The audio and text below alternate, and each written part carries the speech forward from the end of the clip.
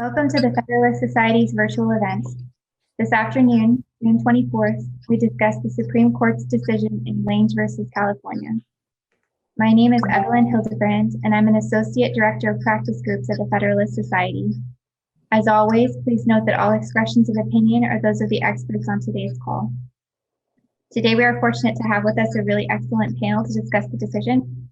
Mr. Larry James is the Managing Partner at Crabb, Brown & James, LLP. He's also served as General Counsel of the National Fraternal Order of Police since 2001. Mr. Clark Neely is the Vice President for Criminal Justice at the Cato Institute and an Executive Committee member of the Federalist Society's Criminal Law and Procedure Practice Group. Mr. Vikrant Reddy is a Senior Research Fellow at the Charles Koch Institute, and he previously served as a Senior Policy Analyst at the Texas Public Policy Foundation, where he managed the launch of TPPF's National Right on Crime Initiative in 2010. He's also an Executive Committee member of the Federalist Society's Criminal Law and Procedure Practice Group. After our speakers give their opening remarks, we will turn to you, the audience, for questions. So be thinking of those as we go along and have them in mind for that portion of the event. If you do have a question, please enter it into the chat or the Q&A feature at the bottom of the screen. With that, thank you for being with us today. Mr. Reddy, the floor is yours. Thanks so much, Evelyn. It's a real treat to be here talking about this case, and I just want to thank the Federalist Society for the opportunity, and also I want to thank my colleagues in the Criminal Law Practice Group. This is a kind of a fun case. It's interesting.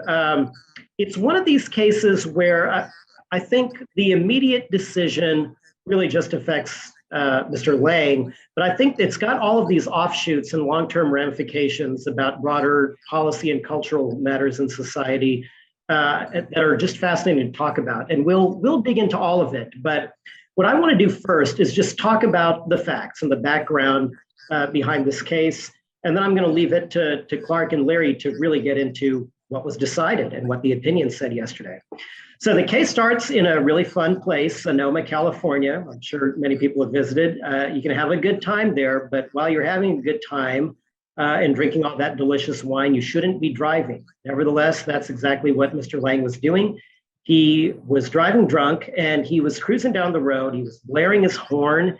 He was playing his music extremely loud. And a police officer noticed this. Now, he didn't necessarily notice that Mr. Lange was drunk, but he noticed the horn blaring, he noticed the loud music, and sort of felt that from his time as a police officer, he thought something suspicious was going on here. He started following Mr. Lange. So he follows Mr. Lange, who drives right up towards his house. Now, the police officer begins to flash his lights and indicate shortly before Lange gets to his home that he needs to pull over. And there seems to be no dispute about the fact that he was indicating for Mr. Lange to pull over, and yet Lange pulls into his garage, and the police officer wanders up to the garage, and it's got one of those sensors. So instead of allowing the garage door to close, waves his foot underneath, allows the garage door to pop back open, and he goes inside to have a conversation with Mr. Lange. And of course, the first thing he smells is the overwhelming smell of alcohol. In fact, Mr. Lange was 3 times above the legal limit. So he got busted for DUI and also for a minor noise infraction. But Mr. Lange went to court and challenged the evidence that was collected inside the garage because he said, that police officer entered my home without a warrant. Now, of course, the response from the police officer was, you don't always need a warrant to enter somebody's home. There are various exceptions that allow police officers to enter a residence. And one of those exceptions is exigent circumstances, meaning a chase. If somebody is trying to evade arrest, if they're trying to get away from you, it's not a game of tag. They can't simply say, oh, I'm home now, you can't get me. It doesn't work that way. That's an exigent circumstance. Now, here's where things get really interesting. It's Lange's counter argument to that point. Lange says, yeah, exigent circumstances do exist. They are recognized in law, but not every single chase or evasion of arrest counts as an exigent circumstance. Some do, maybe even many do, but there are plenty of exceptions. For example, if the crime that the person is suspected of is merely a misdemeanor rather than a felony, do we really want to authorize police officers to enter people's homes without warrants simply because they're going after somebody for some minor misdemeanor? I mean, we have thousands upon thousands of criminal laws in this country for all kinds of minor things, using the wrong light bulb or toilet or what have you. The idea that you could have a police officer enter your home just because you're suspected of violating some kind of minor misdemeanor, it seems absolutely ludicrous. This is Lange's argument. Of course, the police officer counter argues that, look, evading arrest is evading arrest. The law, the state has an interest in ensuring that people don't run off from police officers whenever we're asking them to pull over. And this essentially is the essence of the dispute here, is whether or not you can establish a categorical rule that in these cases, a high-speed chase or trying to track somebody down who's evading arrest is always an exigent circumstance that allows a police officer to enter the premises without a warrant, or whether it may just be something you have to evaluate on a case-by-case basis. This is what the court had to ultimately decide. And they heard the argument, I guess, last February. It was February 24th. The three of us were on a Federalist Society call talking about the argument, and they issued their opinion yesterday. And Clark, I'm going to turn it over to you to talk about what exactly the court decided about that question. Well, thanks, Nikrant, and thanks to Larry. It's good to get the band back together. I think this will be a really fun discussion. It is a fun case. It's a really interesting and fun case. But there's a lot at stake here too, because we don't really know exactly how many misdemeanor arrests there are in the United States every year, but it appears to be north of 13 million. And about 80% of all arrests are for misdemeanors. So it actually comes up a lot. Now, how many of those involve, somebody fleeing the officer is a separate question, but certainly plenty of people in America find themselves being arrested for alleged misdemeanors. And so it's an issue that has real significance. Now, Justice Kagan, in writing the majority opinion, starts where one ought to start, first with the question of whether the court's previous case law, obviously the text of the Fourth Amendment does not supply a clear answer here. It simply prohibits unreasonable searches and seizures. And so it's not granular enough to tell us or to provide an answer in this case just based on the text of the Fourth Amendment. So where do you go to next? Well, you go to the court's case law and you look there to see if the question is answered. Justice Kagan and the other justices to join their opinion conclude that the existing case law does not answer the question, although Chief Justice seems to think that perhaps it does, or at least provides more guidance than Justice Kagan seems to believe. Next question, is there a clear common law rule? Can we look back through history and see how courts handled this question in the past? And does that supply an answer? And again, Justice Kagan reviews the past holdings of other cases, including in England and commentators, and concludes that history does not supply a clear answer to this question. Then you get to, I think, is really the interesting part, right? Which is, where then do we start? What value do we start with? Do we start with the importance and the value of facilitating law enforcement on the one hand, or do we start with the importance and the value of the sanctity of the home on the other? As a constitutional litigator, I think this is a really fascinating and incredibly important question because you can play a little bit of a game here, basically in the way that you assign the burden. Which party has the burden, in effect, of vindicating its value or its interest? Now, normally what the Supreme Court does is it grants the legitimacy of whatever it is that the government is doing. In most constitutional settings, in effect, there is a presumption of legitimacy. The government gets to do whatever it wants, and it's incumbent upon the citizen to demonstrate that the government cannot do the thing that it wants to do in a particular case.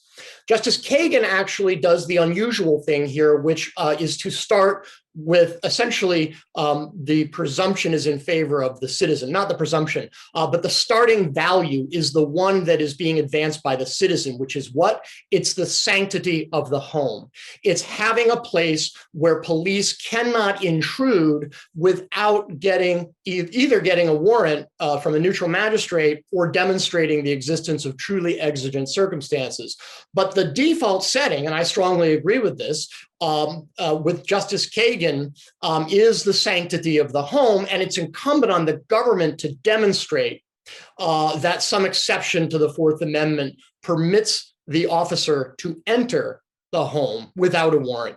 And in Justice Kagan's view and the view of the justices that joined her opinion, that showing was not, well, the case was remanded to the lower court to apply the new standard announced by the majority.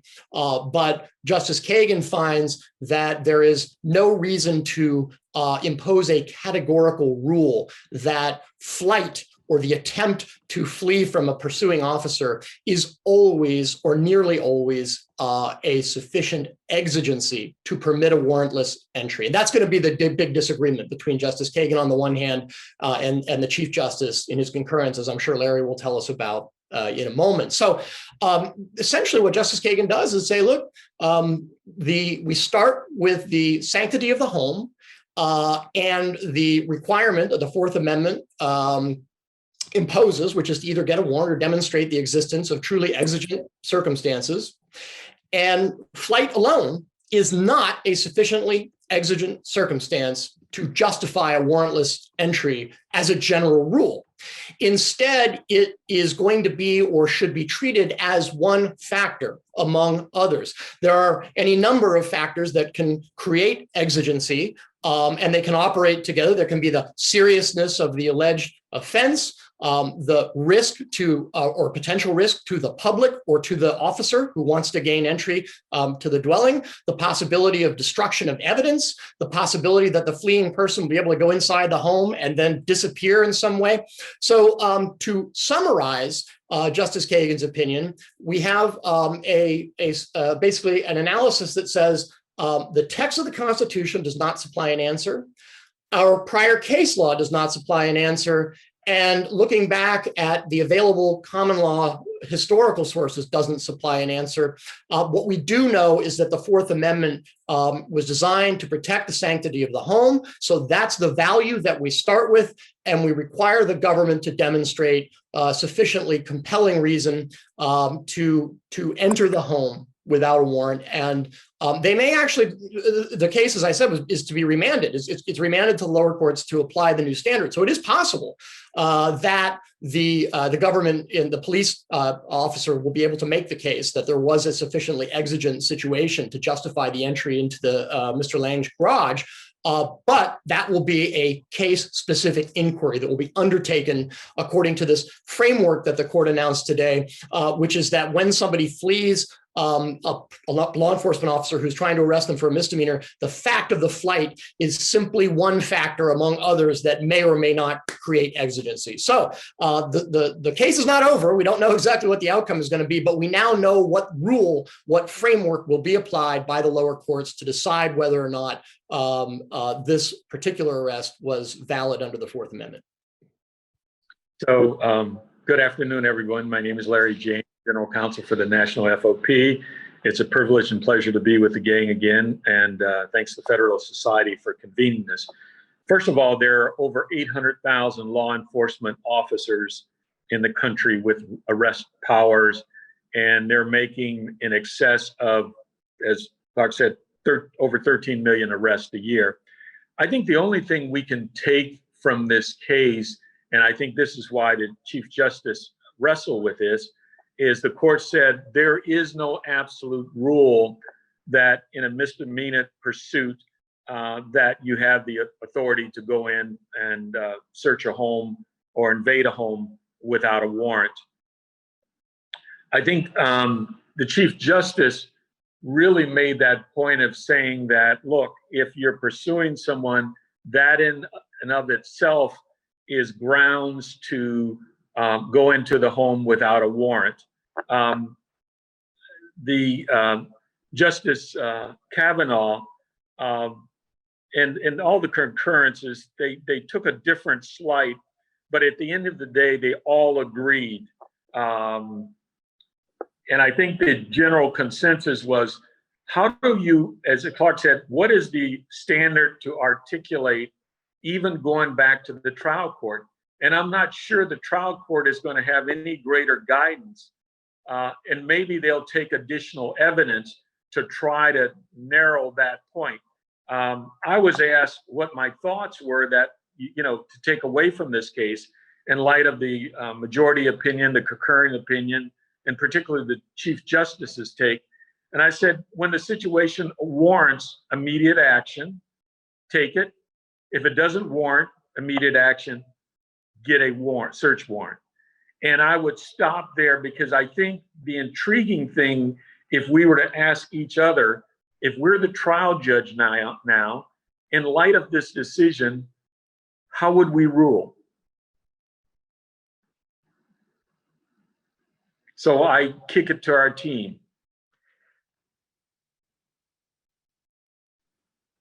Would we sustain the conviction? Would we grant the motion to suppress under these circumstances? Crown, what do you think? I'm still not sure. Larry challenged us just like this when we did this back on February 24th. If we were the court, how would we have decided this case? I'm still not entirely sure. I actually like the answer that you gave, Clark, when Larry challenged us like this back in February. And you said, look, whatever the answer is, it has to somehow recognize the centrality of liberty in the American legal system. And that doesn't mean that it's the only value we have in the American legal system. There are other ones. But liberty is a value, and it's a very important value. Not every society is constructed that way. There are plenty of societies, even developed Western societies, that don't really place liberty very high on the value list. But America does. And the judge, who ultimately has to hear this case again, I just hope in some way recognizes that. And I do think, by the way, that the Supreme Court recognized that. And I even identified this line in the chat box that really stood out to me from the court's opinion today, where I think the court was trying to explain that while they have a lot of sympathy for the needs of law enforcement, the value of liberty has to be the guiding force behind how this case is analyzed and decided. Yeah, I think I'm so glad that Larry asked this question because it gives us an opportunity to discuss something that I think is very challenging. And that is, if you're going to try to answer this question as conscientiously as possible, if you're the trial court judge, is it incumbent on you to attempt to place yourself behind the veil of ignorance about what the result of the warrantless entry was, right? Because on the one hand, we can imagine a number of counterfactuals. What if the officer had entered the garage and discovered a body or multiple bodies or a bunch of people being held prisoner, who were kidnapped? It's very difficult, I think, for most people to imagine that under circumstances like that, where it's a very close call, that you as a trial judge are going to rule in a way that could result in the exclusion of that evidence and the loss of opportunity to convict this person who's a kidnapper or a murderer. On the other hand, we could imagine a situation where the warrantless entry into Mr. Lange's garage discovered nothing. And I would be inclined under those circumstances to say, look, this guy was playing his music loud and you tried to pull him over for that. He may or may not have seen you when you activated your lights. And for that reason, you get to storm into this guy's home without a warrant? I don't think so. And of course, the real facts of the case put us kind of in between somewhere, right?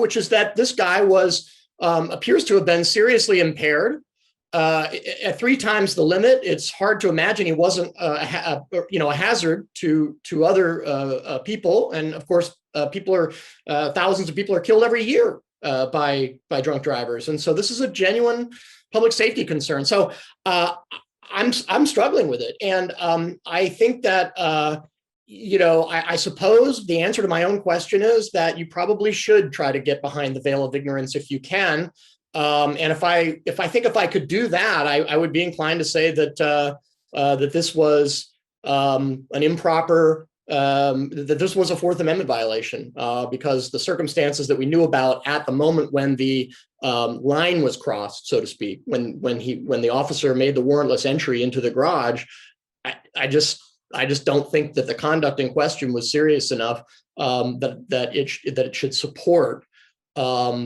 allowing police officers to barge into people's homes. And there were some great descriptions of situations from the National Association of Criminal Defense Lawyer amicus brief in support of the cert petition. And there have been some real tragedies where police have stormed into a home in pursuit of suspected misdemeanants. I forget if there were any deaths, but there was one case where they pursued a college student into an apartment because they observed him, relieving himself on the patio, and a huge brawl ensued. And I believe that the resident, the person who lived in the apartment, who was the boy's girl, the defendant's girlfriend, pulled a gun. So there are real concerns on both sides, and it's a hard question. And I don't know what the outcome is going to be, but I suspect that it depends a lot on whether the judge decides and succeeds in putting him or herself behind the veil of ignorance. So things, number one, the case doesn't change fleeing felons in the pursuit, and that's number one. Number two, I think this case is, if I'm looking at it, I need additional facts, because the facts of the case, I believe, are not complete. You look at a situation, was the individual weaving? What was the danger? Let's expand on whether whether Lange actually saw the car, saw the lights, and ignored it, and was in fact fleeing and caused the risk in a safety situation. I think the other thing is the court made it implicitly clear that this is not an absolute, as the trial court had determined. So from that standpoint, I agree with the court to send it back.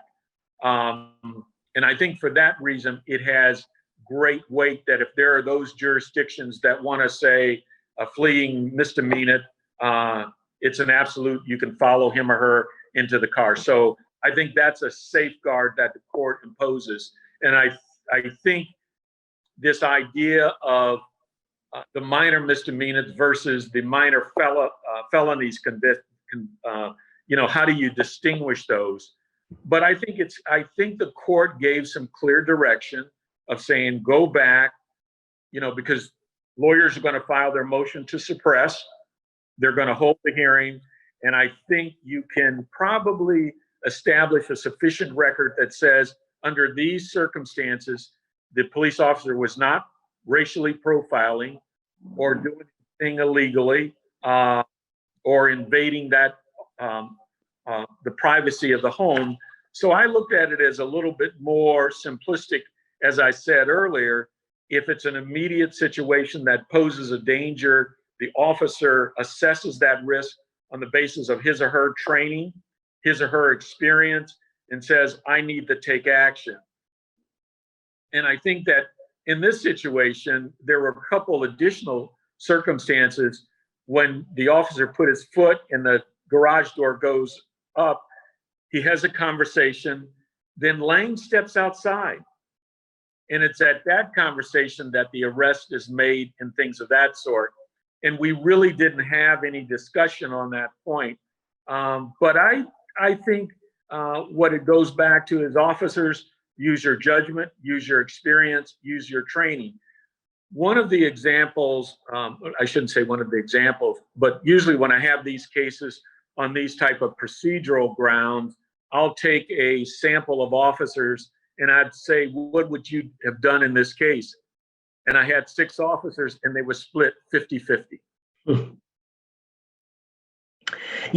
Larry, one thing I want to note, I like your immediate need versus non-immediate need formulation better than I like the felony misdemeanor formulation, which I can't remember if Kagan writes about this in her majority opinion, but during oral argument, I definitely remember her bringing up the point that this felony misdemeanor thing that we're all harping on is not a very useful rubric. There are some very, very serious felonies, like, Bernie Madoff type things that are worth millions, even billions of dollars, but they would not justify a police officer entering a home. On the other hand, there are misdemeanors like domestic violence, which it's a mere misdemeanor, quote unquote, and yet probably absolutely does justify a police officer entering a home in order to protect the life of the person behind the door. So the felony misdemeanor fissure, it's just, I don't find it a very useful construct. The one you're putting together seems a little bit more sensible to me. Yeah, and I thought I was looking for the court to say something like that, because if you use the immediacy of it, you can ask the question and you ask the officer, if you had not taken action, what was the potential risk and harm of going and getting a warrant? There was nothing about evidence. This was simply an erratic, at the worst day of driving. The individual was driving. And at that point, the risk and immediacy had been terminated. So I like that. That's something I just came up with, saying, as I'm telling our officers, this is the criteria that I was imposed on myself. So I think there's a very interesting kind of elephant in the room here, and that is, to pick up on what Vikrant said a moment ago. Misdemeanors, even if we were satisfied with, sort of the felony versus misdemeanor, dyad, which we're not, misdemeanors run the gamut from really serious conduct that presents a real threat to individuals and or to society, all the way to the utterly preposterous. Justice Kagan gives some examples in her opinion that include littering on a public beach and artificially coloring live chicks or rabbits.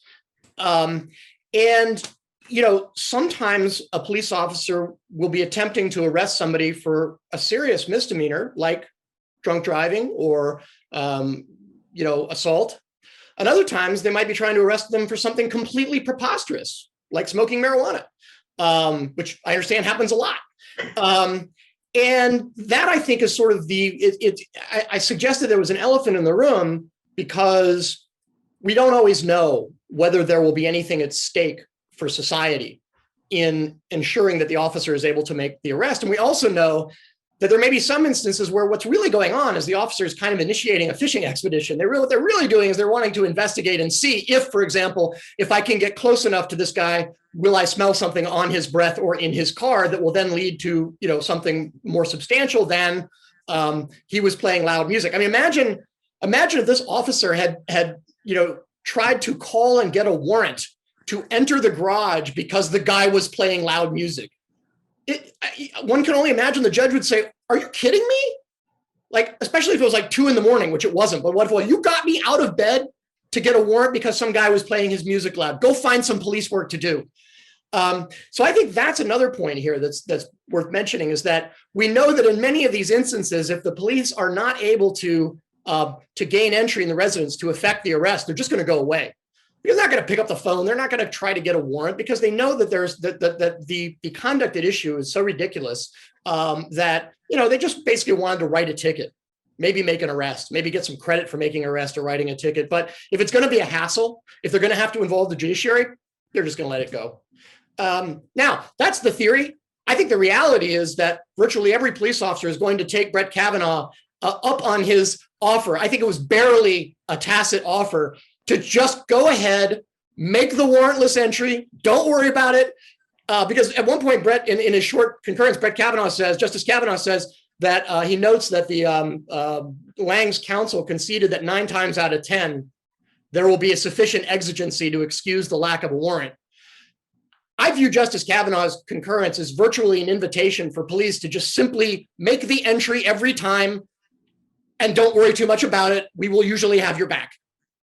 That, I think, is likely to be the practical result of this case. Call me cynical, but my guess is that's what it'll be. That is a jumping up and down disagreement because I think the majority of officers, and I think that's why I started out. I said we have 800,000 officers and over 13 million arrests a year, give or take a few. And I think, if you have those situations where an officer has run amok and there's a motion to suppress, trial judges more often than not are going to suppress that evidence. They're not going to let it in. That's number one. Number two, you may have these circumstances, your example, the officer smells marijuana on someone, or he or she's running, in the beach area, and the individual they observe is intoxicated. An individual goes to get in their car, and they have a pretty good probable suspicion that the individual is incapable of driving and should intervene in those sort of things. I guess I have confidence in our officers, and I take what this case has said, and I think it helps us, and it gives guidance that there is not an absolute, irrespective of what Kavanaugh said, that you cannot, under these many circumstances, go in and have a warrantless search. And so that's the takeaway from that. I think it'll be interesting as we go back to the trial court, and maybe we should do this when the trial court holds its evidentiary hearing or rehearing on these points. And I think as we put on our seminars around the country, before even this case came out, when it first came up, we have said probably most officers would not have done what this officer did, irrespective of whether it's being legal or not. Hey, Larry, let me ask you a question about the practical consequences of this case. I have a speculation on how something like this plays out, but you would know because you're in this position. There are lawyers who read these opinions and they try to identify what the rules are for cops, and they try to incorporate this stuff into training manuals, into videos, things like that. My sense is that there's a bunch of guys like you, a bunch of lawyers who are reading this opinion and going, there really isn't a rule that comes out of this opinion. There's not something that I can provide to officers as guidance. And because you can't provide something as guidance, it may be, this is where I really start to speculate, you may, and this is kind of the opposite of what Clark is speculating on, you may actually get more police officers saying, well, because there's no bright rule here, I should probably just enter homes without a warrant a little less often because I don't want, to get in any kind of trouble. And so maybe you actually have less warrantless entries, which, from some people's perspective, including mine, might be a good thing. But what do you think? Like I said, I spun out this huge story. Does it sound plausible to you? Yes, what we do is I try to roundtable, and we have a listserv of about 120 lawyers, which we share these opinions. And on this situation, I think what they would have said, we need some more facts to determine whether we would have put in our handbook, this is something that you don't do. But I think that there is a genuine effort, particularly with the attack on qualified immunity and Fourth Amendment litigation, and whether someone violated someone's Fourth Amendment rights, that on these kind of really minor misdemeanor type things, you just don't need that hassle. You don't need that exposure. And there's really nothing at risk. So if you ask yourself at the end of the day, what was at risk if the officer had just walked away? What was the immediacy of the officer's decisions to continue? There really weren't any. And so I would say on that type of analysis, we would probably sustain the motion to suppress. And that's what we would say to officers. If you're running into a situation where there is no immediacy, there is no harm, there is no domestic violence, there is no potential that there is an individual fleeing after robbing something or having drugs that they can destroy, those are those situations that tilt toward going in. Does that make sense? Yeah, I think so. Larry, it's funny, you and I have almost in some ways switched positions, because my point actually was simply that I think that it is a reasonable I'm not suggesting that police will just willy-nilly, barge into people's homes under circumstances where they wouldn't have otherwise. What I meant to suggest was that, I sympathize with the officer who feels that it is both suspicious and, socially kind of unacceptable to flee a police officer, right? Now, the majority points out there can be situations where that's not suspicious, or at least, sort of not concerning. But generally speaking, I actually do think it's both suspicious and problematic for people to flee a police officer. And so what I meant to convey was that an officer who feels that for whatever reason, they need to follow that person onto the property, into the home, into the garage, whatever it might be, I think can now feel pretty confident that they will probably be vindicated by the judiciary if it comes to that. Because I would say even Justice Kagan goes out of her way in her opinion to acknowledge, and I would say sort of tacitly agree with the proposition that more often than not, there will be sufficient exigency to permit a warrantless entry when a police officer is pursuing a person who is fleeing from them and suspected of a misdemeanor. So, I'm just sort of trying to describe what I think is the reality on the ground. The reality on the ground is that you shouldn't run away from police, generally speaking. And generally speaking, the judiciary is going to, I think going forward, is going to take the police officer's side under circumstances like this, where there's been a warrantless entry after somebody tried to run away from the cop. So I'm just describing what I think the pragmatic or the practical reality is going to be going forward. And to me, that was really telegraphed by I think really all of the opinions, more explicitly in some of the opinions than others, granted. But the overall take I get from the totality of the opinions in this case is that if you flee a police officer who's trying to arrest you for a misdemeanor, you should not expect a good result. Well, I would say, I think that is at the academic intellectual level and maybe the Supreme Court. I think at the state trial courts, and we're talking about basically state trial courts, not federal.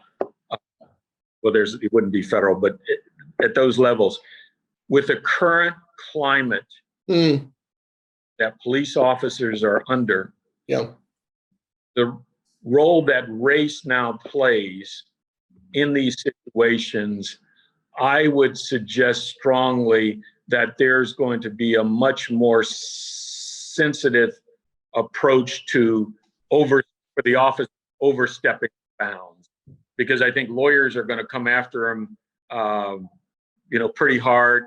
The courts are going to put them under more scrutiny and say, did you stop this black man or this woman or this circumstances because of race? And particularly in the race issues, I think we're going to get a different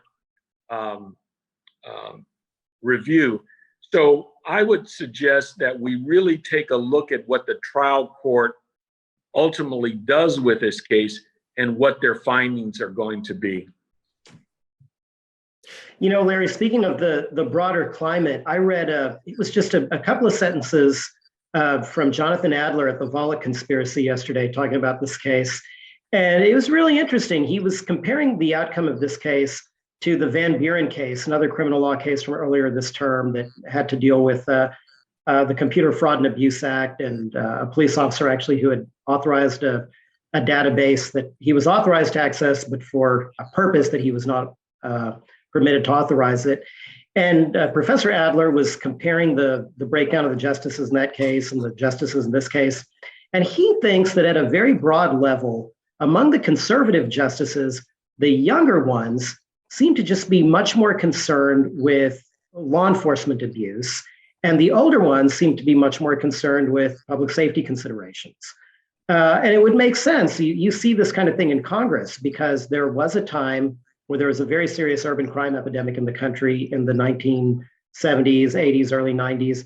And people who live through that on a day-to-day basis are going to be very, very sensitive to those concerns. On the other hand, there's a younger generation that lived through a period where things were different and there were different kinds of concerns in public policy, less so, the crime threat, crack epidemic, things like that.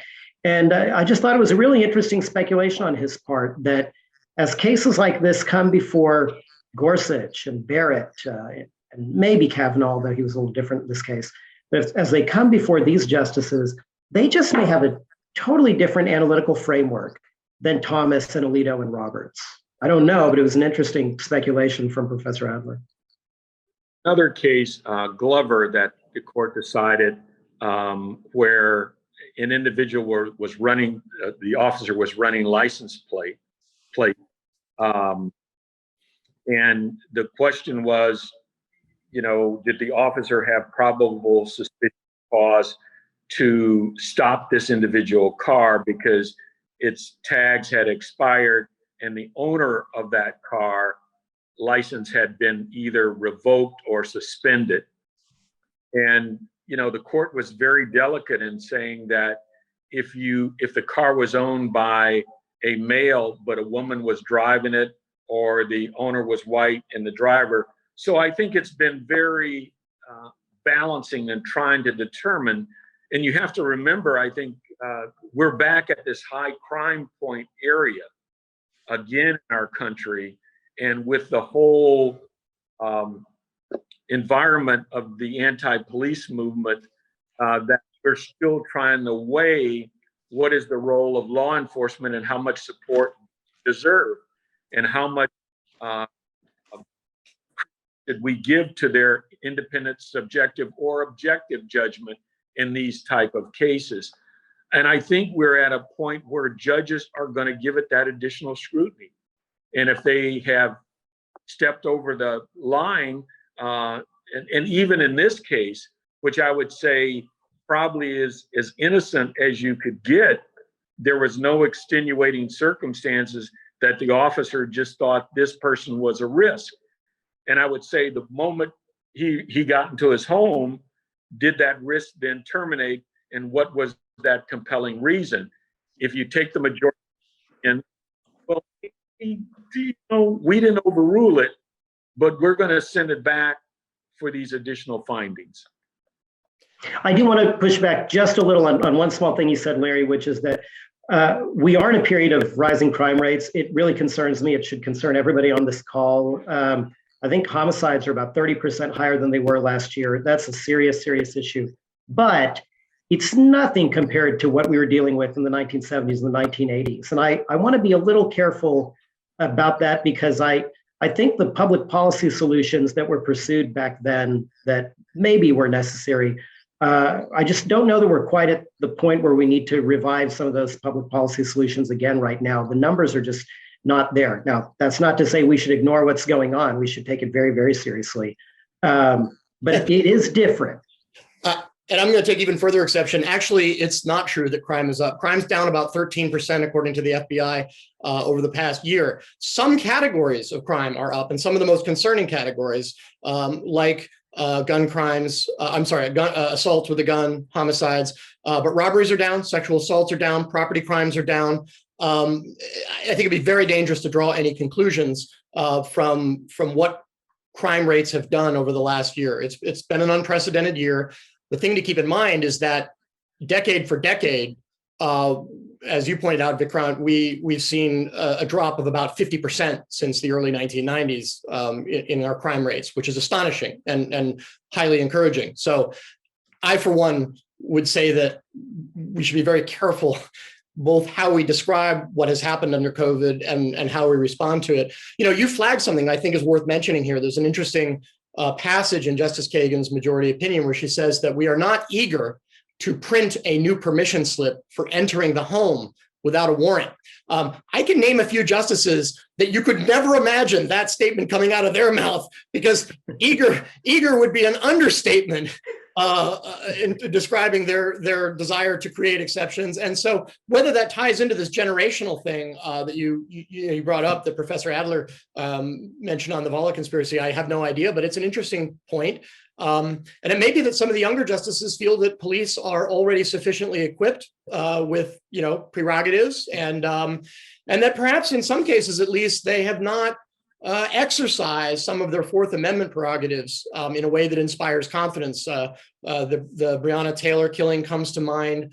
There have been a number of fairly high-profile wrong address police raids, and there have been some real tragedies, including the 3-year-old boy who was nearly burned to death when a SWAT team threw a flashbang grenade into his crib while trying to make an entry. And so that's not to say that that's characteristic, but it is to say that it's possible that some justices at least feel that they'd like to have more confidence in the manner in which these prerogatives are exercised before they think about expanding them.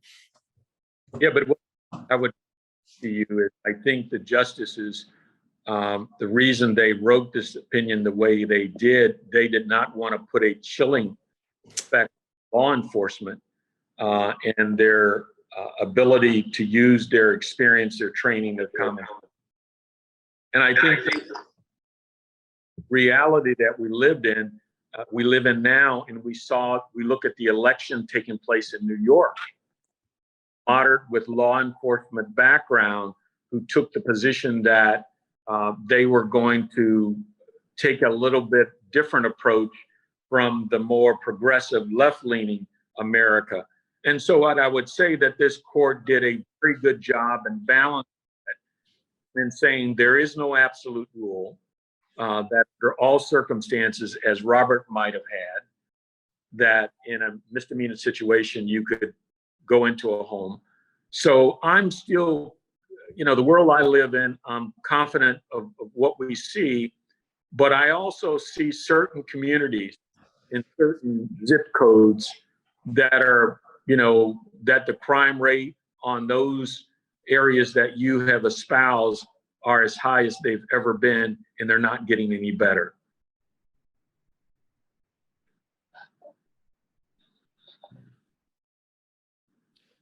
You want to take some questions? Sure. Yes, let's go to some audience questions if that's all right with everyone. The first question is, isn't one problem with, I would add just the outcome of this case, that it creates an incentive to make a dash for home when the blue lights go on? Would anyone like to comment on that to begin with? I'd be pretty shocked if the average misdemeanor suspect is keeping current with Fourth Amendment jurisprudence from the court. So I'm pretty skeptical whether that's the thing that causes somebody to decide whether or not to flee. I suspect there are a lot of other factors involved, but I'm guessing that's not one of them. And I would agree with that. I agree with that too, although I will say this, for some people, there's always an incentive to make a dash for home, and it comes up in Kagan's opinion, in particular teenagers. There are a lot of examples where kids, they start to see the lights flashing and they say, oh goodness, I better get back to my parents. And actually, it's an important point for public policy purposes and for when you're thinking about these kinds of cases, because there are a lot of people who say, well, gosh, the very act of fleeing a police officer is just intrinsically suspicious. There's always bad news. I don't know about that. I mean, in some cases, it's just a really scared or really dopey kid who just wants to get back to their parents whenever they address the situation. But I don't think that mindset will have anything to do with this decision. I agree with that.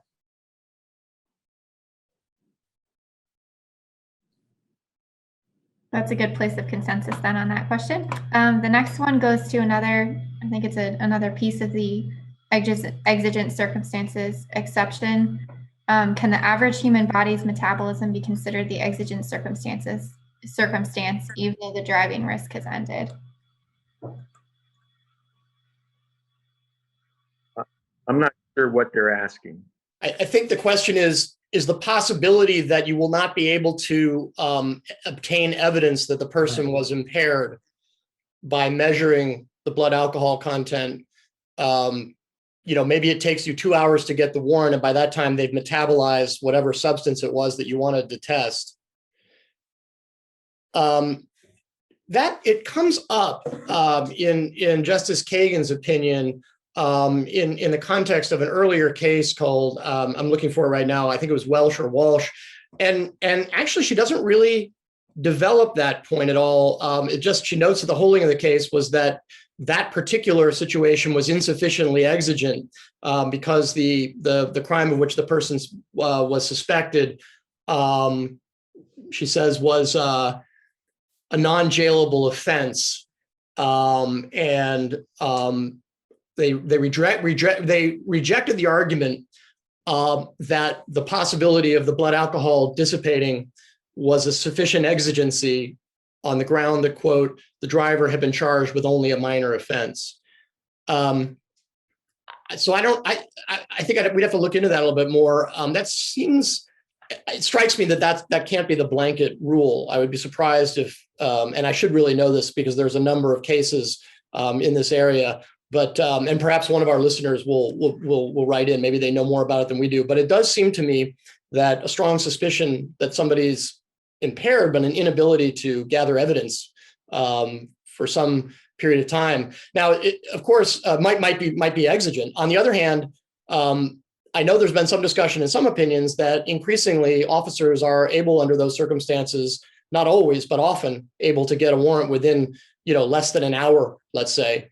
And under those circumstances, I think it'd be a much harder case to make that there's an exigency, because that substance is not going to be metabolized out of the body in just an hour. So my guess is that it's, like so many other things in this area, likely to be case specific, and there's no uniform rule on that. Maybe just to follow up on that, and I don't know if either Mr. James or Mr. Reddy, you'd like to comment on this. I'm recalling vaguely that there was a distinction between a forcibly administered breathalyzer versus a forcibly administered blood draw. So maybe that goes to the issue as well. Well, I don't practice in this area, criminal OCI, but I think that many people take Larry is cutting out for me. Is he cutting out for others? Okay. Yes. Yep. Can you hear me now? Yeah. Sorry about that. When someone refuses to take that in itself. You're cutting out again. Somebody go ahead. Someone else go ahead. All right. Why don't we take the next question? Sounds good. Okay, and then the next question that we have is, since the panelists have assessed officer motivations and incentives, how do police supervisors view officers who make frequent arrests, but then have the evidence suppressed as unlawfully obtained? Though officers likely impress supervisors by making many valid arrests, would making many invalid arrests be not only not a positive, but actually a negative? I would hope so. Larry's the authority here. Yeah, you may know more about culture within police departments on this topic. Right. It depends on a number of factors: where they're living, so where the officer's working, the number of arrests he or she's making within a period of time, and you will review those and whether an officer needs to go back into in-service training. Because you have what's called the Brady Rule, and if an officer is deemed to be untruthful, he or she can lose their license to carry a gun and lose their job, and will not be called to testify by prosecutors. Does that happen frequently? I'm just curious. Yes, it does. That is one of the major battles we're having on what we call the Brady Gigliero thing, where a prosecutor puts you on the Brady list. That means they will not call you as a witness. And if that happens, you're going to be terminated. Out of curiosity, would you know off the top of your head how many cases of that there are, for example, within the National Fraternal Order of Police per year? I don't have numbers, but I can tell you it is a constant inquiry I get of, we actually did a Brady task force on looking and helping officers and lawyers who represent officers who get on the Brady list on due process, because there are very little due process protections when an officer is put on the Brady list.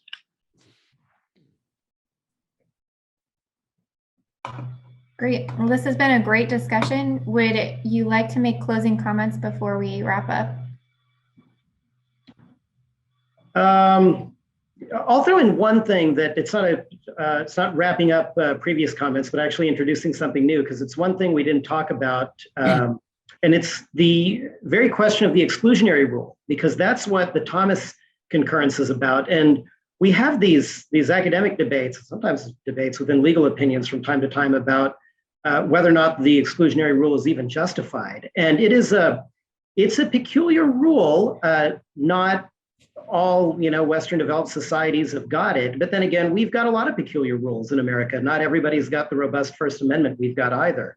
But it comes up a lot, and it was notable that Kavanaugh joined that Thomas concurrence because, it may suggest that Kavanaugh is skeptical in some ways of the way we apply the exclusionary rule. There have been questions in the past about Roberts's position on that rule because my memory may be poor on this, but I think at the time of his confirmation, some memo surfaced from his time working under President Reagan where he'd written something skeptical of the rule, and the debate was, or the question was, does this represent his view, or was he trying to channel the view of DOJ at the time? It wasn't quite clear. But it was just interesting to see the exclusionary rule kind of pop up, buried in one of the concurrences, because it's just a very interesting subject, and you could see it beginning to emerge as more of a flashpoint in American law in the future. Larry? I close by saying, again, I think that this decision and how trial courts are going to look at if there's some risk or immediacy that compels the officer to act. If it doesn't, I think the courts are going to find consistently, then go get a warrant. I adamantly hope that Larry is correct about that. I think Justice Kagan was correct to start with the sanctity of the home.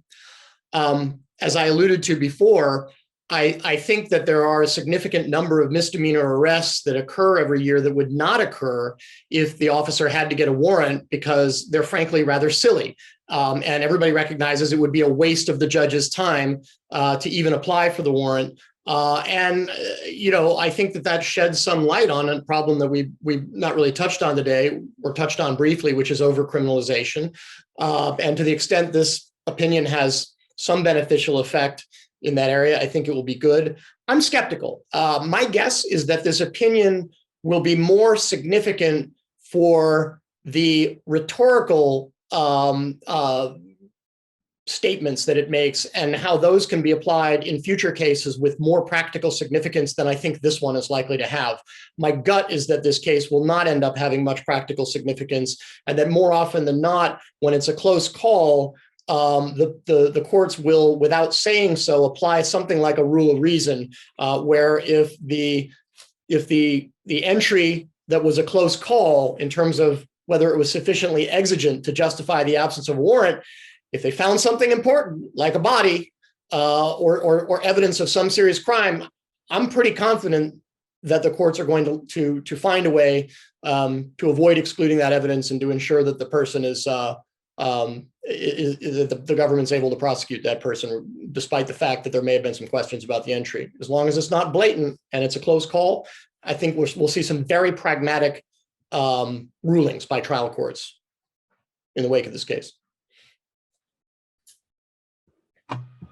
Great. Well, thank you everyone for participating. I want to extend the thanks of the Federalist Society to our panel of experts, Mr. Larry James, Mr. Clark Muley, and Mr. Vikrant Reddy, for the benefit of their valuable time and expertise today and commenting on this case.